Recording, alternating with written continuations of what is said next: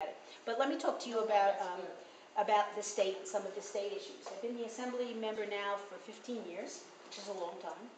I spent the other part of my working career in the school system, and I taught 3rd grade and 4th grade and 6th grade, and I got my master's degree at Pratt, and I became the school librarian. Pratt has one of the oldest library schools in the country. And that was like, I love what I do now, but being the school librarian was such a terrific job. It really was. And I would do it again in a heartbeat if Bloomberg wasn't running the schools. I would certainly not do that now, because this is a constant battle with what's going on in the school system. Last Wednesday at the state office building at 250 Broadway, we had a hearing. I sit on the education committee, and we had the commissioner, Dr. King, talk to us. And then we had Dennis Walcott and some of his cronies. And, you know, it's doublespeak. They don't answer your questions, and they don't give you a clear sense about what is going on in the education department of New York City, except to say to me that they're trying to, like, decimate it. You know, charter schools are the big rage, and you have people coming in with all this money and co-locating in existing buildings.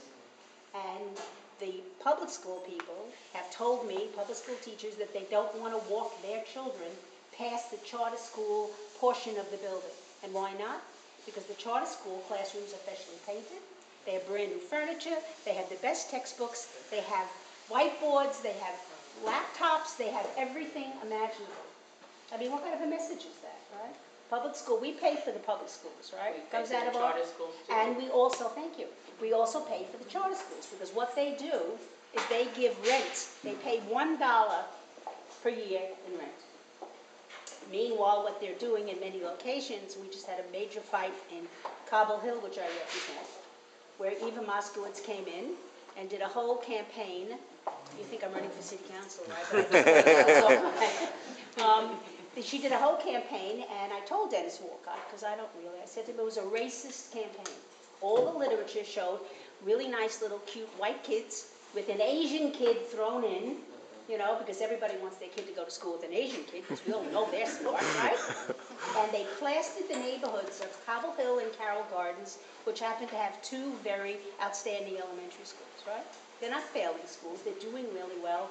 A lot of what you want in a school: good teachers, good administration, a lot of parent involvement, a lot of outreach to the community, schools that really work really well.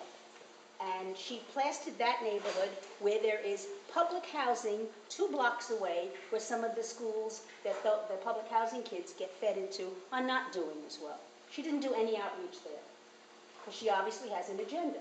And the agenda is to pick off and cherry pick the high-achieving white kids from those communities, so she can say her charter schools are doing really well. It's really offensive. You know, as I said, I spent all those years in public education. I believe in it. I'm a product of public schools myself. I went to Brooklyn College.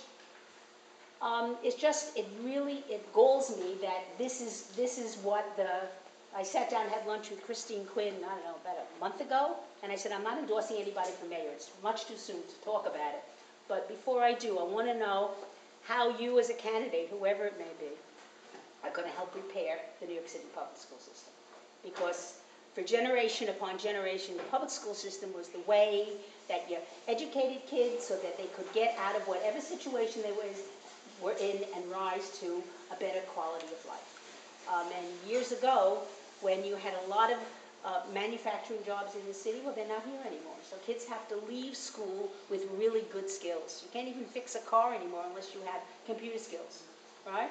And you certainly can't do anything unless you can read.